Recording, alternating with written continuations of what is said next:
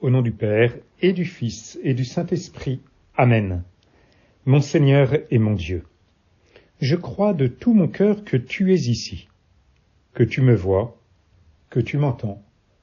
Je t'adore à genoux devant toi. Je te demande le pardon de mes péchés et ton aide pour faire de mon mieux ce moment de prière. Marie, ma Mère Immaculée, Saint Joseph et mon ange gardien, intercédez pour moi. Le cycle cardiaque est marqué par différentes phases que nous avons peut-être apprises en biologie lorsque nous étions à l'école, les phases de diastole et de systole. Ce nom paraît peut-être lointain, évoque peut-être vaguement quelque chose. La diastole, c'est ce moment où les oreillettes ventricules se remplissent du sang. Le sang arrive dans le cœur. Et puis, la systole auriculaire, systole ventriculaire, si on veut être précis, ce sont ces moments où le sang va être éjecté vers le ventricule attenant ou bien vers les poumons ou l'ensemble du corps.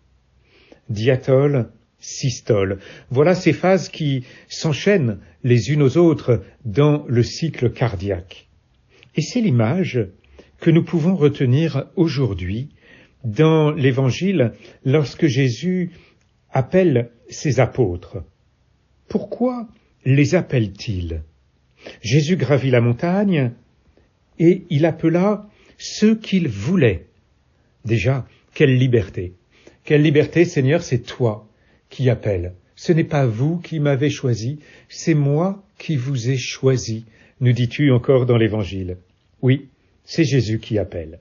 Mais ce n'est pas là que je voulais m'arrêter, Seigneur, dans ce temps. C'est ce passage ensuite, ils vinrent auprès de lui et il en institua 12 pour qu'ils soient avec lui et pour les envoyer proclamer la bonne nouvelle avec le pouvoir d'expulser les démons.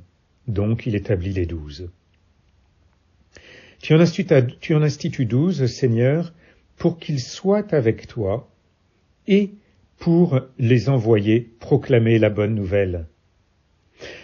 Je repensais à cette image du sang, le sang qui revient vers le cœur, comme les disciples, les apôtres, ici les disciples en d'autres passages de l'Évangile, qui reviennent vers toi, Seigneur, et puis le sang qui est envoyé vers les différents membres, comme les apôtres ici, qui sont envoyés proclamer la bonne nouvelle avec le pouvoir d'expulser les démons.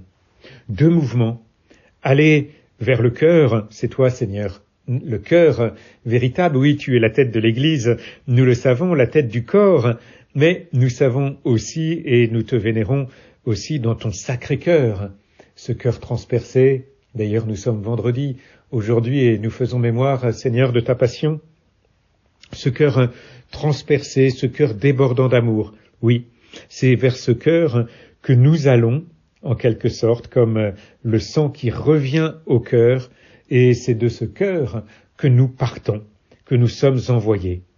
Nous retrouvons d'ailleurs ici l'expression de Benoît XVI, l'expression reprise par le pape François, de disciple missionnaire. Le disciple, c'est bien celui qui est à l'école du maître, qui est avec son maître. Et puis le missionnaire, bien sûr, comme son nom l'indique, c'est celui qui est envoyé. Et c'est ce qu'ont vécu les apôtres avant nous. Les apôtres qui, pendant 3 ans, ont vécu avec Jésus, ont pu écouter ses enseignements, écouter ses paraboles, lui poser des questions, voir les signes qu'il a posés, être avec toi. Voilà ce qu'ils ont vécu, Seigneur, pendant 3 ans. Et pendant 3 ans, ils sont restés avec toi. Et puis, pendant ces 3 années, ils ont été aussi régulièrement envoyés 2 par 2 pour préparer sa venue dans telle ville ou tel village, envoyés 2 par 2 pour guérir, pour délivrer. Lorsque nous entendons dans l'Évangile, pour qu'ils soient avec eux et pour les envoyer proclamer la bonne nouvelle avec le pouvoir d'expulser les démons, ce n'est pas simplement en attendant la passion, la résurrection de Jésus et le don de l'Esprit Saint à la Pentecôte.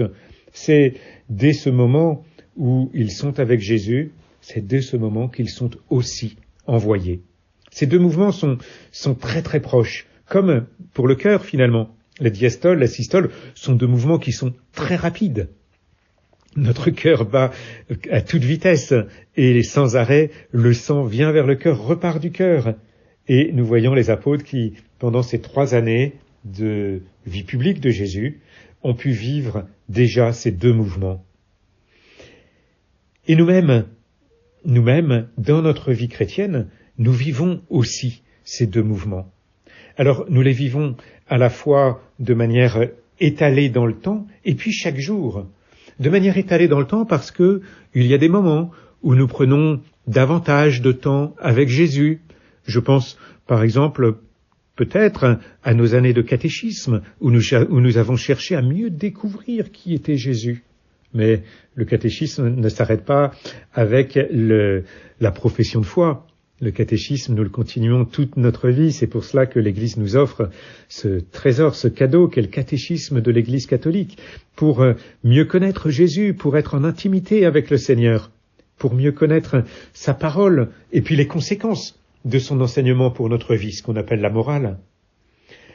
Et puis il y a des moments où nous sommes de manière privilégiée aussi avec Jésus, pour être avec lui. Je pense à ces temps de retraite, peut-être que nous essayons de prendre, peut-être que nous réussissons à prendre chaque année, ou des petits temps de retraite un petit peu plus courtes, qu'on appelle des récollections, que nous arrivons peut-être à prendre de manière mensuelle, pour nous arrêter avec Jésus, pour être avec lui, pour qu'il soit avec lui, pour que le sang revienne au cœur. Et puis, il y a des moments où nous sommes envoyés. Peut-être certains parmi nous ont-ils l'expérience, peut-être as-tu l'expérience toi aussi de faire des missions en porte-à-porte, ou bien simplement de cet apostolat d'amitié, de veiller à reconnaître que si Jésus a mis des amis sur notre route, eh bien c'est parce que il nous envoie vers eux.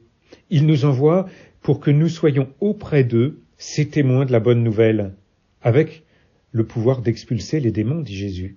Oui, nous pouvons prier pour qu'ils soient délivrés du mal. Délivre-nous du mal. C'est ce que nous disons dans le Notre Père, c'est ce que nous pouvons dire aussi pour tous nos proches.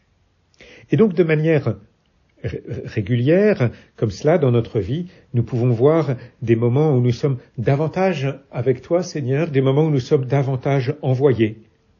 Mais il nous faut reconnaître que cela ne s'applique pas simplement d'une façon générale, c'est chaque jour que notre cœur bat, notre cœur vit ces différentes phases plusieurs fois par jour. Je n'ai pas compté combien de fois les scientifiques pourraient le dire, le nombre de battements de cœur dans une seule journée.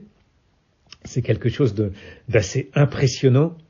Eh bien, cela dit aussi, tous ces moments où nous sommes appelés à revenir vers toi, Seigneur, et tous ces moments où nous sommes appelés à être envoyés. Je vous aime, ô mon Dieu, disait le curé d'Ars dans une belle prière, et j'aimerais que mon cœur vous le dise autant de fois que je respire.